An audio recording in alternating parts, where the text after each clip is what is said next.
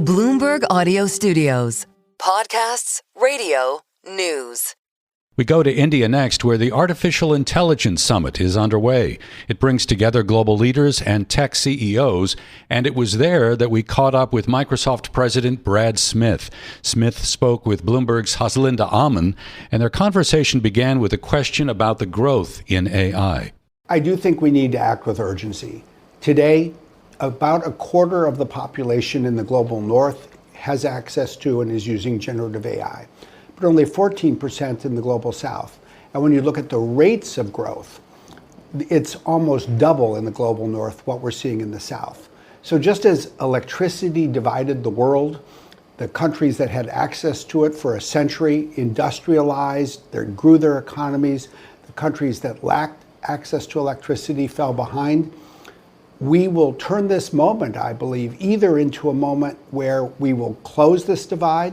We can use AI to really enable the global south to catch up in terms of economic growth, or we will continue and maybe risk even exacerbating the great economic divide that defines our world today. But what's most at risk for the global south? Is it jobs? Is it jobs getting eliminated, reshaped? What exactly is the biggest concern? I think fundamentally it's economic development. It's prosperity.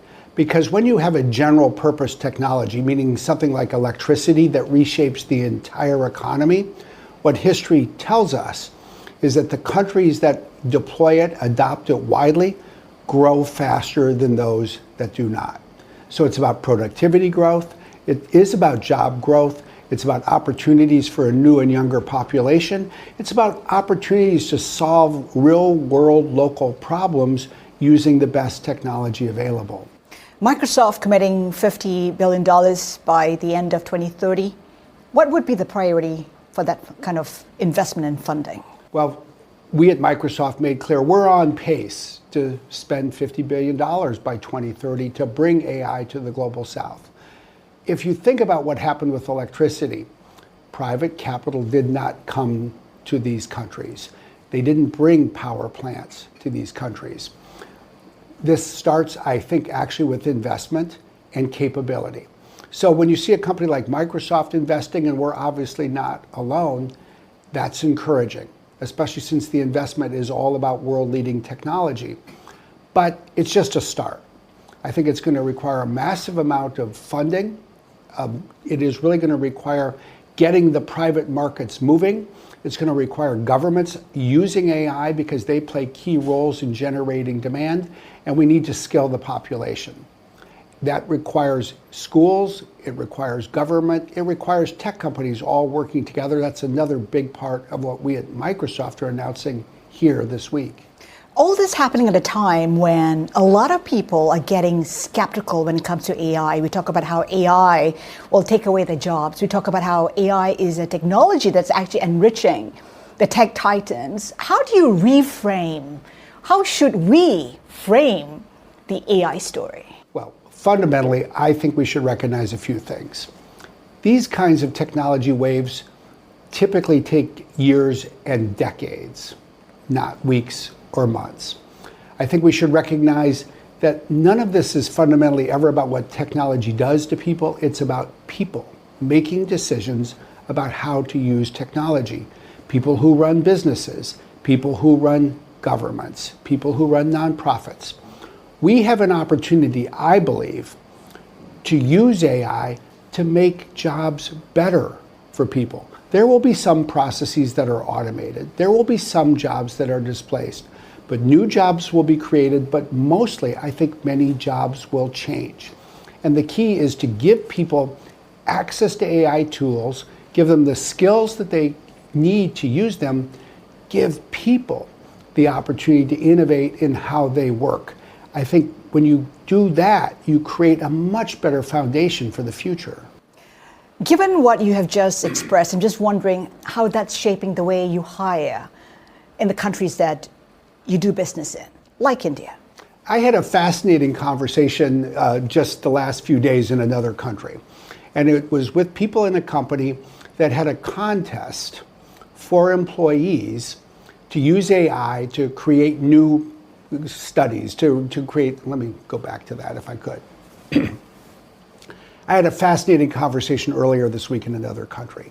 Somebody who works in a company was describing the contest they had so that employees could use AI and create more use cases, to create uses of AI that advance productivity or build better products. But the most interesting thing this person said to me was it wasn't fundamentally about creating a better product. It was about finding the people who wanted to lean in, who wanted to innovate, who had creativity and ambition. I think there's something that's important and even inspiring for all of us in that. Give people access to the tools, to AI, see what they can do. If you find an employee who wants to innovate, that says that that's an innovative person. That's the kind of person you want to bet the future of your company on by investing in their development. So in an AI future world, would you be hiring more or fewer people? I think I might be hiring the same number of people. I think they might be doing different things than in the past.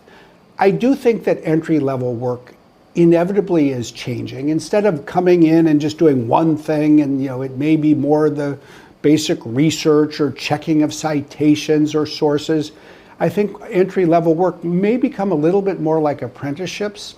It may become something where you want people to be exposed to multiple different tasks and skills for the first year or two.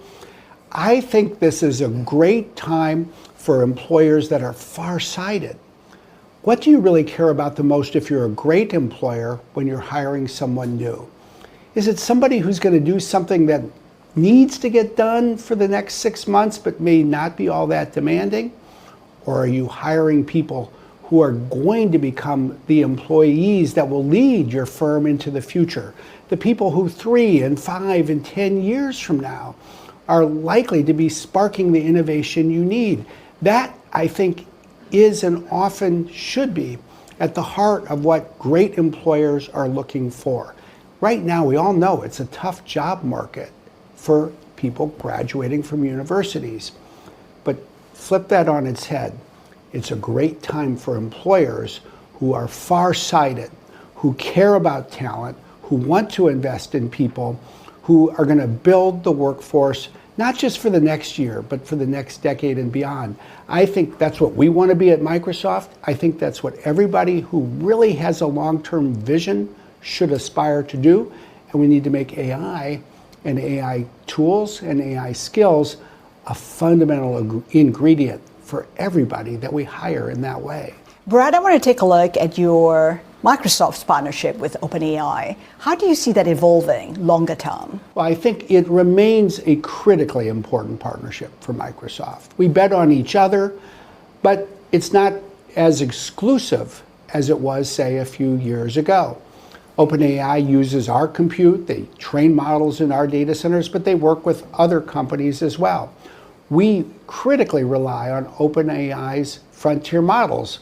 They are among the best. On many days, they are the best in the world. But we have a relationship with Anthropic.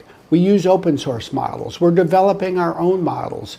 So on both sides, we work with more partners. But I think the partnership between the two of us remains an imperative. It's a huge priority for us at Microsoft. The question is why? Is it a hedge? Is it a strategic pivot? How would you describe that move looking at alternative partners? Well, look, if you want to think about the partnership between OpenAI and Microsoft, all you have to do is ask one question. Would any of this generative AI sector even exist if the two of us had not come together? OpenAI created something that no one else even understood was possible when they launched ChatGPT.